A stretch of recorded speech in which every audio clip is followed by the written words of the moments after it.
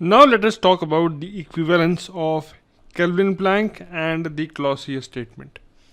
At the first sight, the Kp and the Clausius statements may appear to be unconnected. Okay, they might appear to be two different statements. But it can easily be shown that they are virtually two parallel statements. Let me write it down. There are two parallel statements, okay, of the second law and are equivalent in all respects. So the Kp statement and the Clausius statement are parallel statements and equivalent. Now, the question is, how do you show their equivalence? Well, the equivalence of the two statements can be proved if we can show that the violation of one statement implies the violation of the second, or vice versa. So if you have to write it down in simpler terms, then the violation of, let us say, the Clausius statement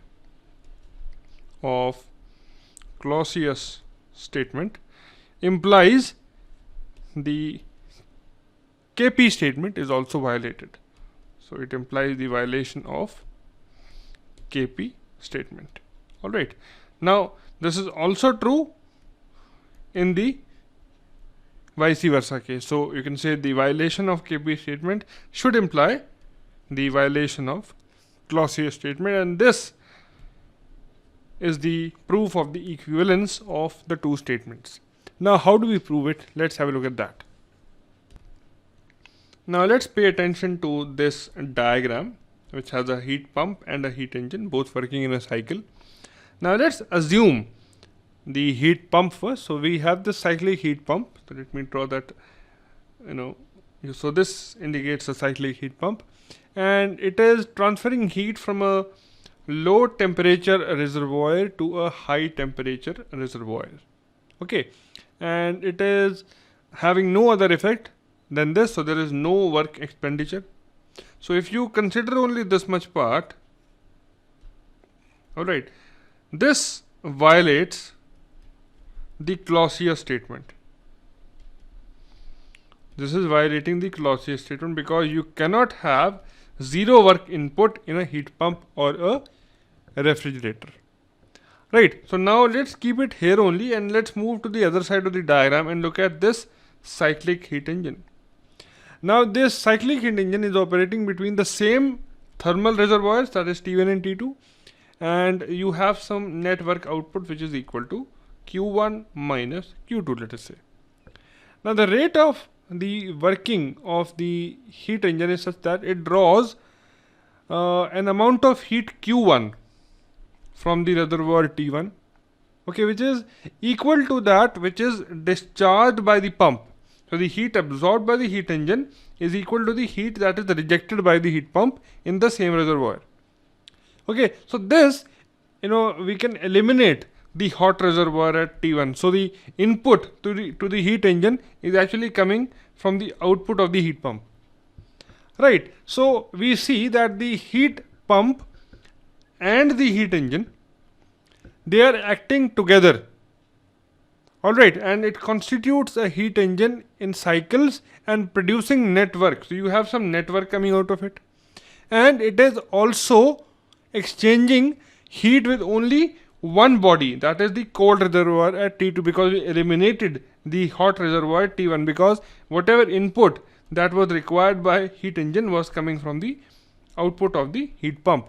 So we eliminated the hot reservoir. So this reduced the whole system to a heat engine which is only interacting with the heat, or for the heat, with a single reservoir. Now this violates the Kp statement. Okay, so this is one way of proving the equivalence of the two statements. That is, initially we said there is no work input, and whatever heat that is going, so if there is no work input, it violates the Clausius statement. Now the heat engine is taking the equal amount of heat that is coming out of the heat pump, so this eliminates the heat reservoir at T1. Okay, now this means that we have a cyclic arrangement which is only exchanging heat with a single reservoir, so this violates the Kp statement.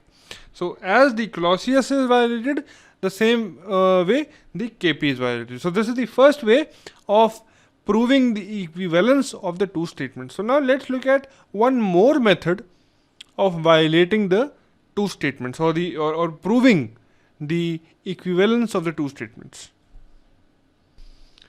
Now for the second case, let us draw a small diagram again. Alright, so this diagram looks like this. So this is the temperature T1, okay, and then you have the second reservoir at temperature T2, and we all know that T1 is higher than T2. So this is the source and this is the sink. Now we need a heat engine and we need a heat pump. So let us draw a heat engine like this, okay, and let's draw a heat pump over here. Right, so it draws some heat from source at T1, that is Q1. Alright, and now let us say this heat engine is nothing but a PMM2. Now PMM2 indicates that there is no heat rejection, so Q2 becomes 0 in this case. So this is your PMM2, and whatever work that you get is fed to run the heat pump, and the work is equal to Q1. Okay, and this pump is absorbing heat Q2 from reservoir T2 and rejecting heat at T1, which is equal to Q1 plus Q2. Okay, so what is this thing doing? So if you look at the first arrangement, that is the PMM2, so PMM2 violates the Kelvin-Planck statement. It violates the Kp statement. Alright, so as we violate this statement, we are reducing the system to, you can say, a heat pump which is working in a cycle and producing the sole effect of transferring heat from a low temperature to a high temperature, and no other effect, that is with zero work output, or so with zero work input. So this is what is happening. So this is also violated, which is the violation of the Clausius statement. Alright, so this is a second way of proving that both the statements are parallel and equivalent. So in the first case, we actually violated the Clausius statement and thus violating the Kp statement. And in the second case, or in the second alternative proof, we violated the Kp statement first, and then we simultaneously proved that the Clausius statement is also being violated. Alright, so this proves the equivalence of Kp and Clausius statements. I hope you understood the video. And now in the second, or in the next video, we'll start talking about two very important topics, which are related to all the thermodynamic processes, and most importantly to the second law, and which will lead us to the topic of entropy.